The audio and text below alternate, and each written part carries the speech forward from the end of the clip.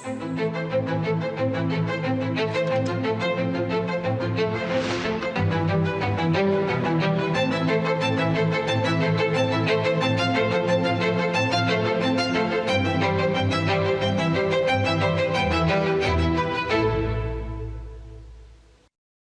dear countrymen, Namaskar. In Mann Ki Baat, we will once again be discussing the country's successes and the achievements of its people. Over the past few weeks, whether it has been sports, science, or culture, so much has happened that every Indian feels proud of. Just recently, there was a whole lot of talk across the country about Shubhanshu Shukla's return from space. The moment Shubhanshu landed safely on Earth, people began to jubilate. A wave of happiness just swept through everyone's heart. The whole country was bursting with pride.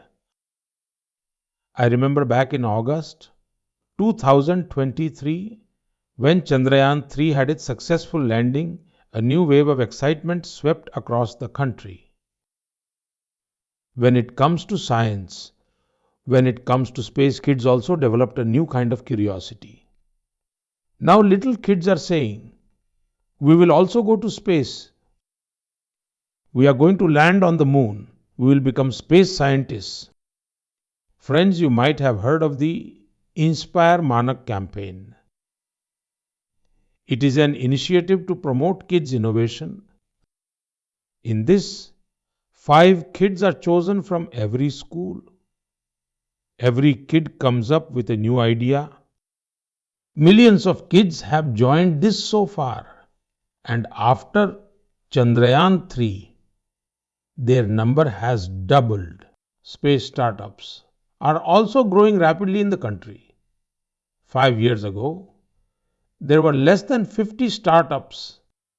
Today, there are more than 200 just in the space sector. Friends, next month on 23rd August, it's National Space Day. How will you celebrate it? Any new ideas? Do send me a message on the Namo app. Friends, today in 21st century India, science is moving forward with new energy. A few days ago, our students won medals in the International Chemistry Olympiad. Devesh Pankaj, Sandeep Kuchi, Devdutt Priyadarshi, Ujjwal Kesari, these 4 have made India proud. India has really made its mark even stronger in the world of math too. At the International Mathematical Olympiad held in Australia, our students bagged 3 gold, 2 silver, and 1 bronze medal. Friends, next month, Mumbai is going to host the Astronomy and Astrophysics Olympiad. Students from over 60 countries will be there. Scientists too. It is going to be the biggest Olympiad ever. So if you look at it, India is really moving ahead for both the Olympics and Olympiads. My dear countrymen, we have got another piece of news that will make us all very proud, and it's from UNESCO. UNESCO has recognized 12 Maratha forts as World Heritage Sites. 11 forts are in Maharashtra and 1 is in Tamil Nadu. Every single fort has a page of history tied to it. Every stone has a witness to a historical event. Salher Fort, where the Mughals were defeated. Shivneri, where Chhatrapati Shivaji Maharaj was born. A fort that enemies couldn't breach. Khanderi Fort, an amazing fort built in the middle of the sea. Enemies wanted to stop him, but Shivaji Maharaj showed them how to make the impossible possible. Pratapgarh Fort, where Afzal Khan was defeated, the echo of that saga still resonates within the fort's walls today. Vijayadurg, which had secret tunnels, this fort is proof of Chhatrapati Shivaji Maharaj's foresight. I visited Raigad a few years ago. I paid my respects in front of Chhatrapati Shivaji Maharaj's statue. This experience will stay with me for life. Friends, there are similar amazing forts in other parts of the country too that have endured attacks, faced harsh weather, but never let their self respect bow down. Rajasthan's Chittorgarh Fort, Kumbhalgarh Fort, Ranthambore Fort, Amer Fort, Jaisalmer Fort. The Gulbarga Fort in Karnataka is also pretty huge. The sheer size of Chittorgarh Fort will totally make you wonder how could such a fort have been made in those times? Friends, Kalinjar Fort is in Banda, Uttar Pradesh. Mahmud Ghaznavi attacked this fort so many times and he failed every single time. There are so many forts like these in Bundelkhand, Gwalior, Jhansi, Datia, Ajaygarh, Garthakundar, Chanderi. These forts aren't just bricks and stones, you know. They're symbols of our culture. Values and self respect still peek out from the majestic walls of these forts. I urge all my fellow citizens to go visit these forts, get to know your history, and feel proud. My dear countrymen, just imagine this. It is very early in the morning. Muzaffarpur city in Bihar. The date is 11th August 1908. Every street, every square, every bit of activity, every movement felt as if frozen in time. People had tears in their eyes, but a fire burned in their hearts.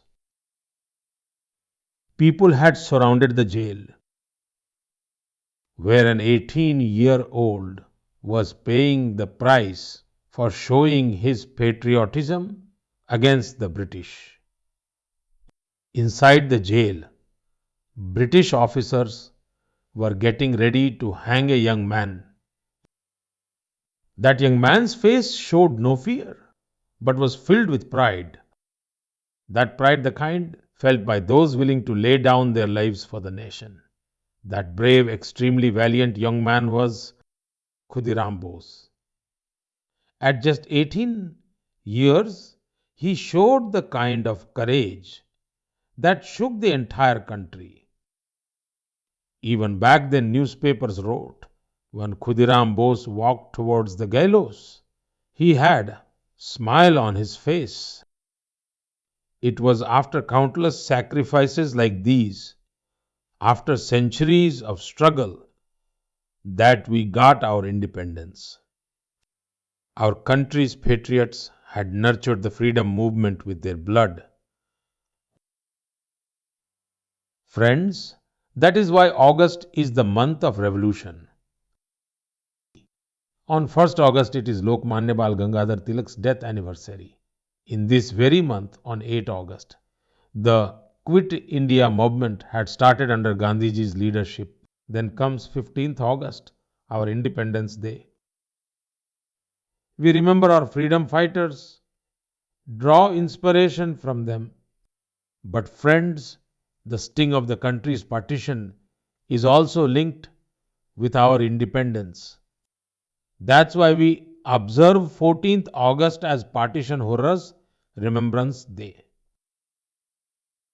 My dear fellow citizens, on 7th August 1905, another revolution had begun. The Swadeshi movement had given a new energy to local products and especially handloom. In its memory, the country celebrates National Handloom Day. Every year on 7th August, this year on 7th August, National Handloom Day is turning 10. Just like how our khadi gave new strength to the independence movement during the freedom struggle, similarly today, as the country is taking steps to become a developed India, the textile sector is becoming the country's strength. In these 10 years, millions of people connected to this sector in different parts of the country have written many success stories. Kavita Dhawale from Paithan village in Maharashtra used to work in a tiny room earlier with no space and no facilities. She received help from the government. Now her talent is soaring. She is earning three times more by selling her own handmade Paithani saris. There is a similar success story in Mayurbhanj, Odisha, where over 650 tribal women have revived the Santhali sari. Now these women are earning thousands of rupees every month. They aren't just making clothes, they're creating their own identity. The achievement of Naveen Kumar from Nalanda, Bihar, is also inspiring. His family has been involved in this work for generations. But the best part is that his family has now incorporated modernity into this field. Now his children are studying handloom technology and working for big brands. This change isn't just for one family, it's uplifting many surrounding families. Friends, textiles are not just a sector in India, they are an example of our cultural diversity. Today, the textile and apparel market is growing really fast. And the most beautiful thing about this development is that women from villages, designers from cities, elderly weavers, and our youth building startups, they all together are pushing it forward. Today, there are over 3,000 textile startups active in India. Many startups have given India's handloom identity a global height. Friends, achieving a developed India by 2047 hinges on self reliance. And the core of Atmanirbhar Bharat is vocal for local, buy and sell only those things that are made that an Indian has put their sweat into making. This should be our resolution. My dear countrymen, the most beautiful glimpse of India's diversity is found in our folk songs and traditions.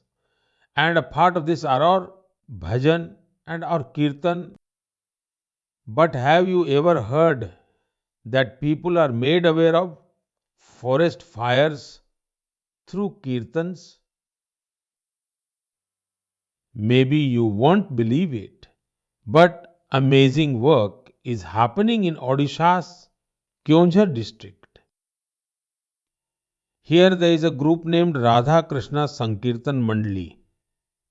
Along with devotion, this group today is also chanting the mantra of environmental protection.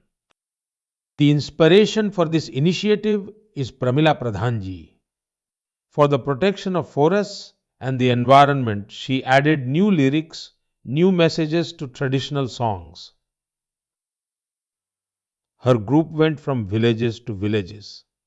Through songs, they explained to people how much damage is caused by forest fires. This example reminds us that our folk traditions are not something from a bygone era. They still have the power to guide society.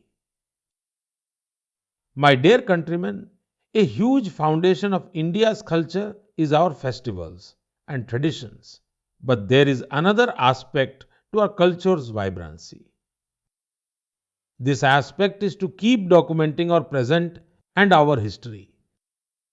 Our real strength is that particular knowledge which has been preserved for centuries in the form of manuscripts. These manuscripts contain science, medical methods, music, philosophy, and most importantly, that thought which can make humanity's future bright. Friends, preserving such extraordinary knowledge and this heritage is everyone's responsibility. In our country, in every era, there have been some people who made this their devotion. One such a inspiring personality is Mani Maranji, who is from Thanjavur, Tamil Nadu. He believed if the younger generation doesn't learn to read Tamil manuscripts, this priceless heritage might one day be lost forever. So he began evening classes, and soon enthusiasts, working youth, and researchers all started coming to learn. Mani Maranji taught people what the method is for reading and interpreting Tamil Suvadiyal, which means palm leaf manuscripts. And today, with so much dedication, many students have become really proficient in this art. Some students have even started doing research on traditional medicine systems based on these manuscripts. Friends, just imagine if an effort like this happens across the country, our ancient knowledge won't just be confined within walls. It will become a part of the new generation's consciousness. Inspired by this idea, the Indian government in this year's budget announced a historic initiative, the Gyan Bharatam Mission. Under this mission, ancient manuscripts will be digitized. Then a national digital repository will be created where students and researchers from all over the world can connect with India's knowledge tradition. I would also urge you all, if you're involved in such an effort or want to get involved, then definitely contact on MyGov portal or the Ministry of Culture.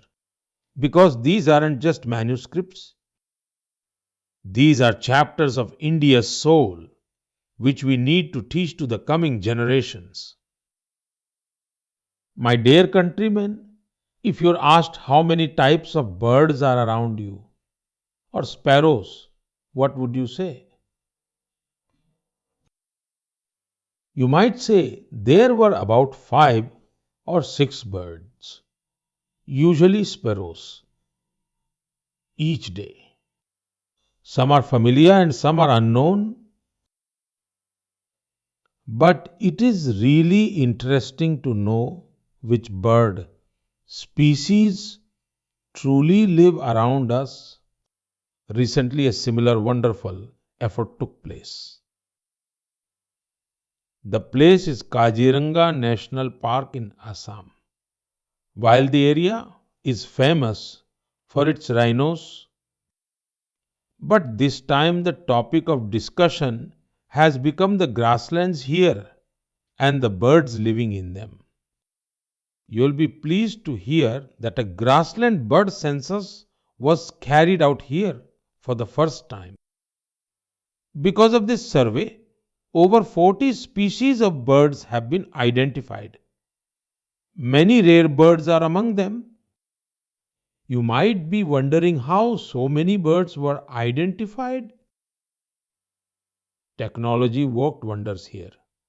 The team working on the survey installed devices that record sound. Then they analyzed those sounds using computers, used AI.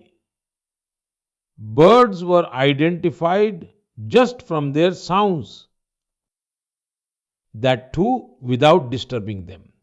Just imagine when technology and sensibility come together, understanding nature becomes so easy and profound.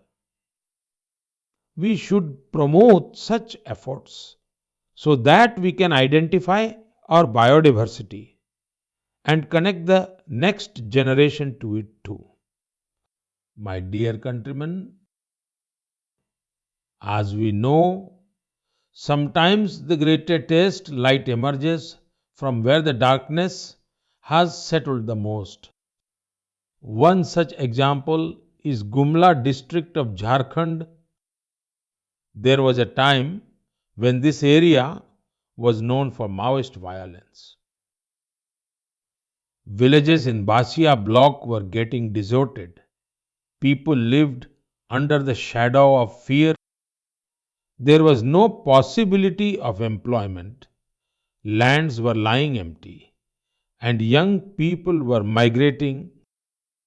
But then a change began with great calmness and patience. A young man named Om Prakash Sahu left the path of violence. He started fish farming. Then he also inspired many friends like himself for this. His effort had an impact too. Those who were holding guns earlier are now holding fishing nets. Friends, Om Prakash Sahu's beginning wasn't easy. There was opposition. He received threats, but his spirit didn't break. When the Pradhan Mantri Matsya Sampada Yojana came, he got a new strength. He got training from the government. He got help in building ponds. And in no time, began the fish revolution in Gumla. Today, over 150 families from Basia block have gotten into fish farming. Many people were such who were once a part of Naxalite organizations. Now they are living a dignified life, straight in village, and they're even giving employment to others. This journey from Gumla teaches us something. If the path's right and you have faith, then even in the toughest situations, the lamp of development can be lit. My dear fellow citizens, do you know what the biggest sporting event is after the Olympics? The answer is the World Police and Fire Games. It's a sports tournament that happens among police officers, firefighters, and security personnel from all over the world.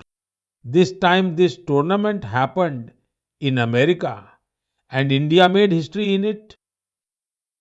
India won around 600 medals.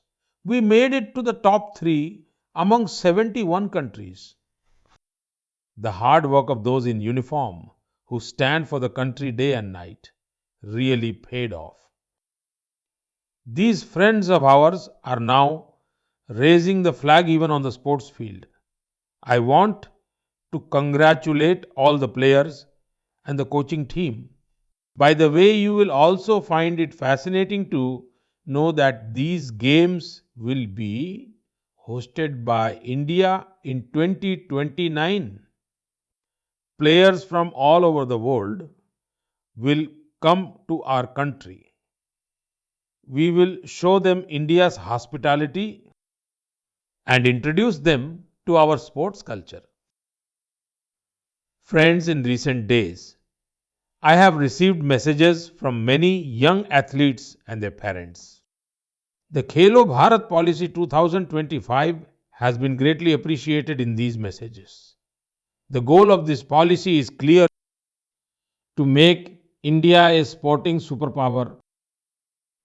Villages, the poor, and daughters are the priority of the policy. Schools and colleges will now make sports a part of daily life. Startups linked to sports, whether they are into sports management or manufacturing, they will get every help. Just imagine when the youth of our country play with rackets they have made themselves. What a boost will that give to the mission of self-reliance?